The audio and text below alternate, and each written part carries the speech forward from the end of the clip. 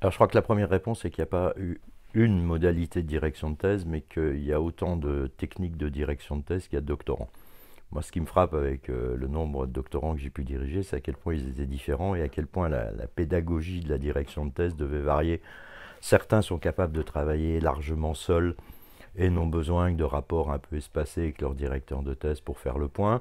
D'autres doivent être pris par la main, et pour certains, je disais par exemple, je veux un petit compte-rendu tous les mois de ce que vous avez fait pendant le mois écoulé. Mais pour d'autres, c'était totalement inutile et superflu. Bon, ça, c'est la première chose qui me paraît être importante, c'est qu'il n'y a pas de modèle unique, ça dépend vraiment des doctorants. La deuxième chose, c'est que je crois qu'on souffre un petit peu en France de deux difficultés, qui sont la même difficulté mais appliquée à deux niveaux différents, la difficulté d'absence de communication et d'isolement du doctorant. Alors ça veut dire qu'il y a très peu de systèmes qui permettent de faire travailler ensemble les doctorants, c'est naturellement la fonction des écoles doctorales.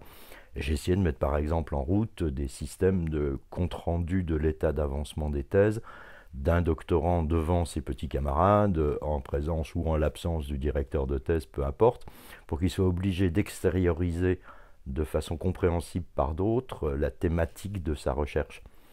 Et je pense que le même phénomène joue entre directeurs de thèse, entre professeurs ou maîtres de conférences habilités, c'est-à-dire qu'il faudrait que la réflexion sur le choix des sujets, éventuellement sur l'objet des thèses, soit quelque part un petit peu plus collectif qu'il ne l'est, sans toucher au sacro-saint pouvoir absolu du directeur de thèse, mais en étant conscient qu'il y a plus de bonnes idées dans plusieurs têtes que dans une.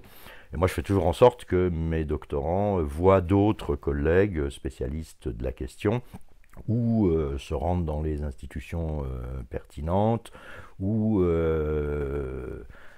trouvent des interlocuteurs qui leur donnent un autre point de vue que celui du directeur de thèse ou que celui qui résulte de leur propre recherche personnelle. Je crois qu'il y a à éviter que la situation du doctorant ce soit l'angoisse du gardien de but au moment du tir du penalty, et qu'on se rende compte qu'il y a des équipes doctorales à la fois entre doctorants et puis du côté des enseignants eux-mêmes dans la direction de la thèse.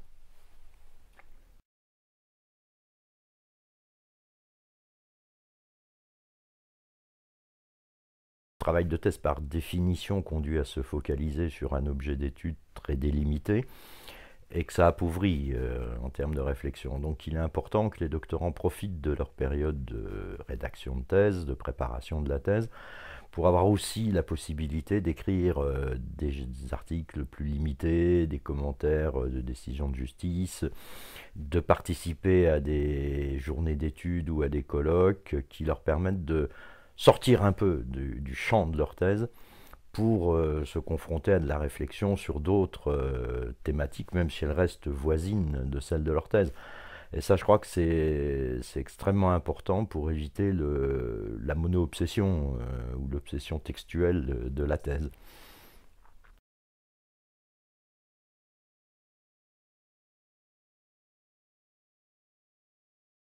Moi, je crois qu'à partir du moment où ils ont une idée de la problématique sur laquelle ils souhaitent réfléchir, l'une des méthodes de travail, moi, que je conseille, mais qui ne vaut qu'à titre de conseil, c'est d'essayer de prendre conscience, sans faire comme le font, aussi poussé en tout cas que le font les sciences dites exactes ou dites dures, c'est de construire une réflexion qui consiste à se dire, j'essaye d'écrire un phénomène et surtout de l'expliquer. Les explications, elles sont toujours multifactorielles. Donc il faut éviter d'avoir une idée unique qui est telle cause produit tel effet. Il faut raisonner en disant j'essaye d'identifier toutes les causes. Techniquement, comment on fait? On fait des tableaux. On prend la matière brute qu'on a examinée, une directive, un arrêt, une convention internationale, on la décortique, et dans le tableau, on met des colonnes successives avec, par exemple, la chronologie. Parce que ça veut dire qu'après, on pourra refaire un classement en retriturant l'ensemble du matériau qu'on a traité, par date, et on peut s'apercevoir qu'il y a eu une évolution. On ne s'en apercevra pas autrement. Ça peut être par objet. Est-ce qu'en matière agricole, les règles sont les mêmes qu'en matière de transport? A priori, oui, mais on n'en sait rien vraiment. Donc, si on a une rubrique agriculture, une rubrique transport, on peut après classer tous les arrêts agricoles, tous les arrêts transport et vérifier si oui ou non il y a des différences. Et je crois qu'on peut le faire pour toute une série de facteurs qui peuvent être la différence entre la juridiction de première instance et la juridiction d'appel ou de cassation, le tribunal ou la cour de justice, les contextes des procédures, est-ce que la cour raisonne pareil s'il s'agit d'une question préjudicielle ou s'il s'agit d'un arrêt sur recours direct, est-ce qu'il y a une spécificité des réactions de la cour sur le manquement. Des éléments comme ça, si on a la possibilité de reclasser son stock de documentation qui devient très vite énorme, par des critères variables, et ça sur un fichier même Word, en reclassant les colonnes, on peut reclasser tout son tableau avec la possibilité de réfléchir à des éléments nouveaux qui apparaissent alors qu'ils n'étaient pas spontanés.